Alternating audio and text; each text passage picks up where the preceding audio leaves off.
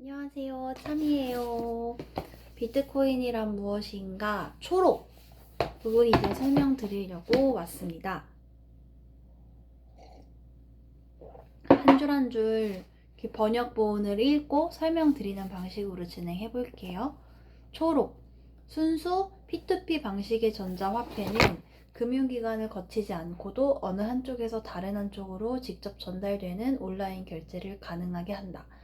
이게 그 사토시 나카모토가 비트코인을 만든 이유입니다. 사토시 나카모토는 비트코인을 지금은 이제 중앙의 어떤 존재들을 통해서 화폐가 거래가 되고 있잖아요.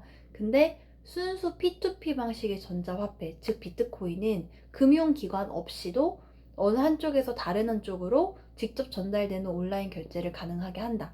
그러니까 즉 이제 화폐에 있어서 중간 그 존재 없이 개인들 간의 거래를 가능하게 하는 시스템이다 라는 뜻입니다. 전자서명이 부분적인 해결책을 제공한다고 하더라도 이중지불을 막기 위해 여전히 신뢰받는 제3자를 필요로 한다면 주요 장점들은 사라지게 된다. 그래서 이제 이게 전자화폐라는 게 전자자산의 그 특성을 띠기 때문에 전자자산이 복제가 쉽잖아요. 그래서 내가 A한테도 똑같은 걸 주고 A한테 똑같은 걸 주면 나는 게 없어진 게 아니라 B에도 똑같은 걸 줄 수 있으면 이중지불 문제가 생기는 거죠. 그래서 이런 부분을 막기 위해서 은행이나 이런 게 있어야 하는 건데, 근데 디지털 자산임에도 불구하고 이런 이중지불 문제가 있다고 해서 은행 이런 걸로 이제 중재를 하게 되면 이 P2P 방식이 의미가 없다, 그런 뜻입니다. 우리는 P2P 네트워크를 사용해 이중지불 문제를 해결하는 방법을 제안한다. 사토시 나카모토는 금융기관을 거치지 않고 개인들 간에 화폐가 이동하는 그런 시스템을 만드는데, 그 디지털 자산이기 때문에 이중지불 문제가 생길 수 있어서 이거를 막기 위해 P2P 네트워크를 쓴다는 얘기입니다. 이 네트워크는 거래 해싱을 통해 타임스탬프를 부여하고 이 해싱을 해시 기반의 작업 증명으로 만들어 연속적인 해시체인에 연결한다. 이게 가장 어려운 문장인 것 같아요. 그러니까 이 네트워크, P2P 네트워크를 활용을 해서 이중지불 문제를 해결한다고 했잖아요. 이 네트워크가 뭐냐면 이제 누군가 A가 B한테 이렇게 송금을 했어요. 그럼 하나의 거래잖아요. 이 거래를 해싱이 뭐냐면 암호화하는 거예요. 그래서 특정 그 내용을 가지고 암호화를 하는데 고정된 특정 값으로 암호화를 하는 거죠. 다른 문자열로. 그래서 이제 특정 거래를 해싱해서 암호화해서 그 암호화한 거에 타임 스탬프, 그러니까 시간 정보를 넣는 거죠. 그러니까 거래 정보를 암호화해서 그 암호화된 거에 타임 스탬프, 시간 언제 이게 해시가 됐는지 스탬프를 부여를 하고, 그리고 그러면은 이제 그 해시로 된 이 거래 정보가 있잖아요. 그래서 이 거래 정보를 작업 증명, 그러니까 그냥 기록을 하는 게 아니라 이 거래를 기록을 할 때 되게 복잡한 그런, 되게 일부러 이 거래 기록을 이제 등록하는 거를 어렵게 이제 만들어서 작업 증명으로 만들어서 이전에 만들어 놓은 그런, 또 이제 이전에 거래가 생성된 게 있을 거잖아요. 거기에 연결한다 라는 뜻입니다. 그래서 하나하나 다시 설명을 해볼게요. 일단 거래의 해싱을 통해 타임스탬프를 부여하고 라는 뜻은 저희가 해시가 아까 고유의 출력값으로 변환시키는 암호화 기법이라고 했잖아요. 그래서 이제 개별 거래의 데이터를 이제 처리해서 고유 해시 값을 생성을 해요.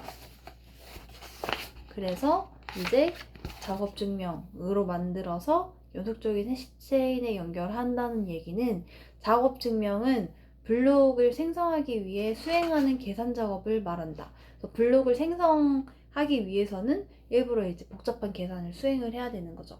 그래서 수행해가지고 블록을 만들면 그 블록도 이제 고유한 해시 값을 가지는데 이전의 블록과 연결이 돼야 된다고 했잖아요. 그래서 이전의 블록이 가지고 있는 그 값을 포함해서 블록체인에 연결을 시키는 거죠. 이렇게 이제 하는 이유는 다음 문장에 나와요. 이를 통해 작업 증명을 다시 하지 않고는 변경 불가능한 기록을 생성한다. 무슨 뜻이냐면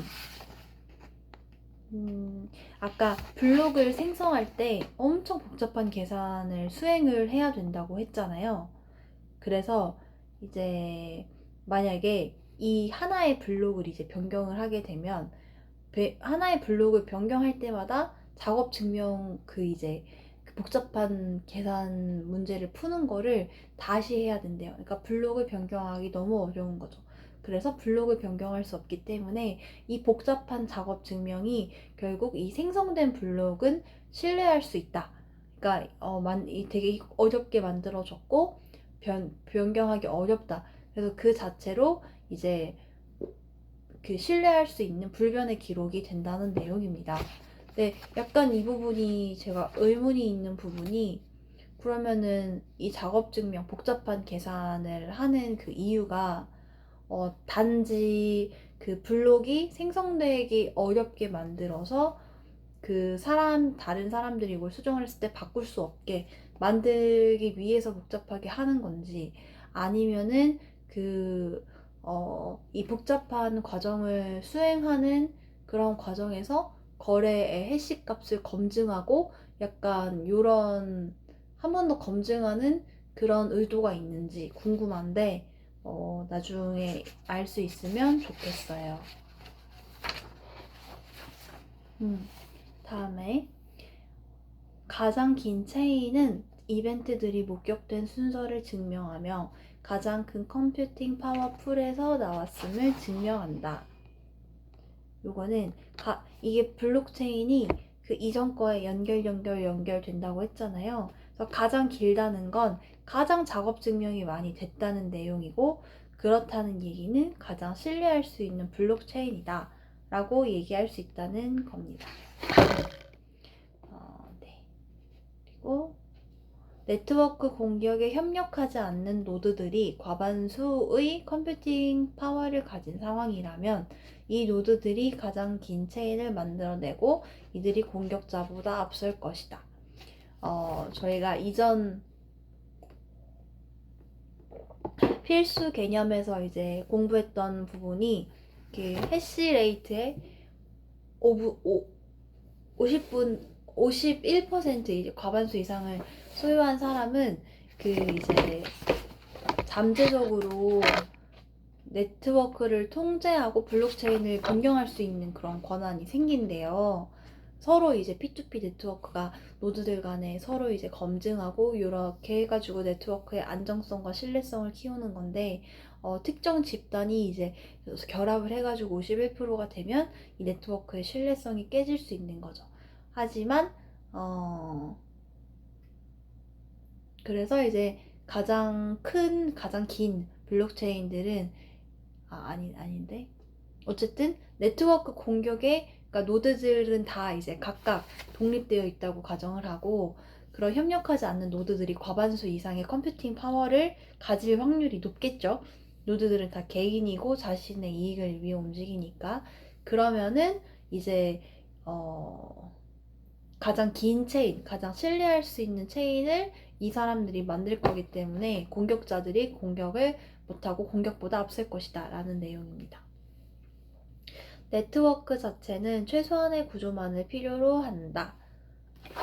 이거는 뭔 뜻이냐면 비트코인 네트워크는 중앙 서버 관리 시스템 없이 작동을 한다는 거잖아요. 이게 얼마나 큰 의미냐면 보통은 이제 그 중앙에서 관리하고 이런 시스템이 또 있잖아요. 근데 그게 아니라 그냥 최소한의 구조로 서로 이제 검증하는 그런 방식이기 때문에 네트워크가 단순하지만 견고하다 이런 내용입니다.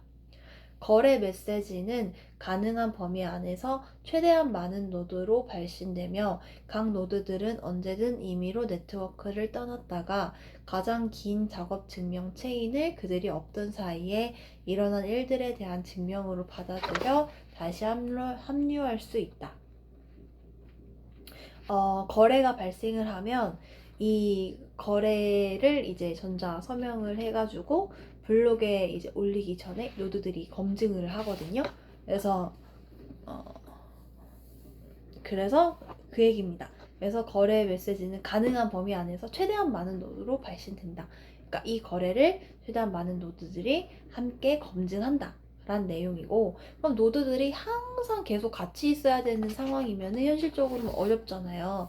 그래서 온라인 있는 상태로 있다가 만약에 오프라인 상태로 네트워크를 떠났으면 다시 이제 돌아올 때 자기가 이제 나가기 전에는 없었던 되게 긴 체인이 있을 거잖아요. 이 긴 작업 증명 체인을 내가 없었던 일들에 대한 증명으로 이제 받아들여서 다시 합류할 수 있다는 내용입니다.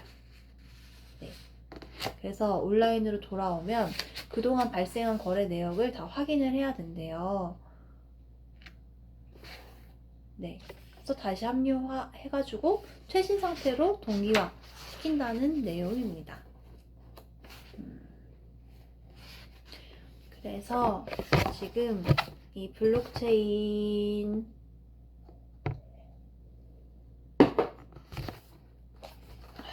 안에 저장되는 정보를 한번 살펴볼게요. 일단 당연히 거래에 대한 정보가 있고 블록 자체에 대한 정보가 있겠죠. 일단 거래에 대한 정보는 당연히 송금인 누구한테 보내는지, 이제 보내는 사람의 주소, 그리고 받는 사람의 주소, 그리고 전송된 비트코인의 양, 그리고 거래 시간, 요게 이제 등록이 되어 있고요.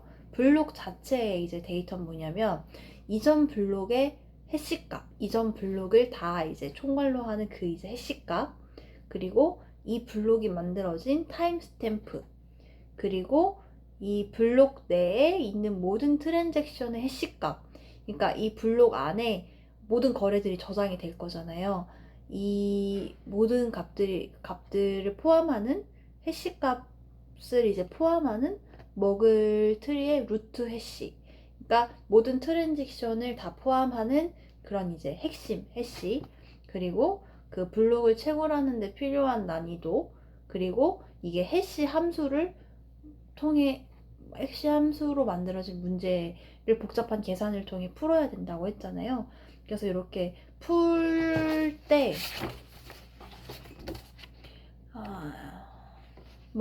논스가 뭐냐면 해시 값을 찾기 위해 임의로 변동되는 값.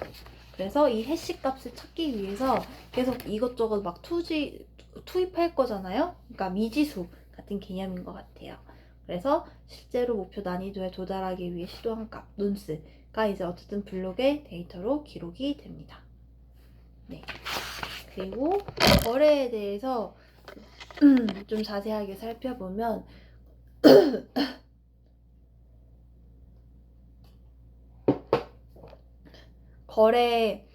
거래는 트랜잭션이라고도 하거든요. 그래서 일단 입력, 출력, 서명, 수수료 이렇게 나눠집니다.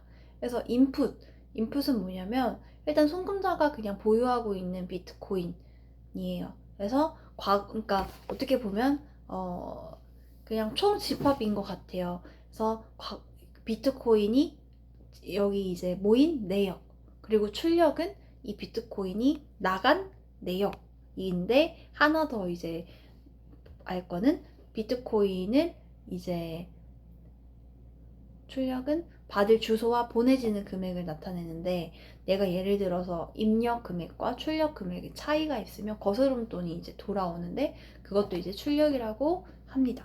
그리고 서명은 그 거래가 생성이 되면 그 개인 키로 이 거래를 그 전자서명 해야 되는데, 이게 수학적인 알고리즘을 이용해서 이제 이루어진대요. 그래서 지갑 소프트웨어로 저희가 실질적으로 송금을 하는데, 이 소프트웨어가 자동으로 개인 키를 가지고 디지털 서명을 한다고 합니다. 그래서 저희가 직접 개인키 값을 입력하는 건 아니에요. 수수료는 뭐냐면 채굴자가 트랜잭션, 그러니까 이 거래를 블록에 포함시키잖아요. 검증을 해서. 근데 이 대가로 비트코인을 줘야 된대요. 그래서 네, 그렇습니다.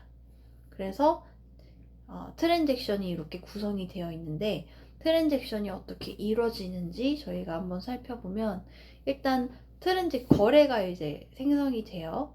그러면 이 거래에 대해서 지갑 소프트웨어가 개인키를 사용해서 어떻게 디지털 서명을 해요. 그럼 이 서명된 트랜잭션을 가지고 이 네트워크에 있는 다른 노드들한테 다 이렇게 전파가 된대요. 이걸 브로드캐스트라고 해요. 그래서 그 다 전파가 되면 노드들은 이 트랜잭션의 유효성, 제대로 된 거래인지 검증을 해요. 그 다음에 이제 이 검증된 트랜잭션은 이제 채굴자의 블록에 포함이 돼요. 그래서 이제 수수료가 있는 경우 채굴자에 지급이 되고, 그래서 새로운 블록이 이제 원래 있던 긴 이 체인에 추가가 되면 네트워크에 전파가 돼요. 그럼 트랜잭션은 이제 블록체인에 영구히 기록이 되는 거예요. 어렵죠? 어쨌든 한번 다시 정리해보면, 거래가 만들어지고 거래에 전자서명을 하면 그게 이제 노드들한테 이제 전파가 돼서 이 거래가 이제 검증이 되면 이게 블록체인에 올라가고, 블록체인에 올라가면은 이 모든 네트워크에 공유가 돼서 영구적으로 기록된다는 내용입니다. 일단 초록 내용은 여기까지고요. 다음번에 또 서론으로 돌아올게요. 안녕. 근데 하나 드는 생각이, 이 모든 과정을 다 진행을 하려면 시간이 굉장히 많이 소요가 되지 않을까라는 생각이 들고, 이 시간이 실제적으로 어떻게 해결이 되는지 궁금하고요. 그리고 저희가 업비트 이런 데에서 사는 비트코인도 실제로 이 과정을 통해서 이제 그 거래소가 저희를 대신해서 이제 산 비트코인이잖아요. 이 과정대로 이제 이루어질 텐데, 실질적으로 이 과정이 어떻게 이루어지게 됐는지도 굉장히 궁금하고 알고 싶다는 생각을 했습니다. 어쨌든 굉장히 새롭네요. 다음에 또 올게요. 안녕.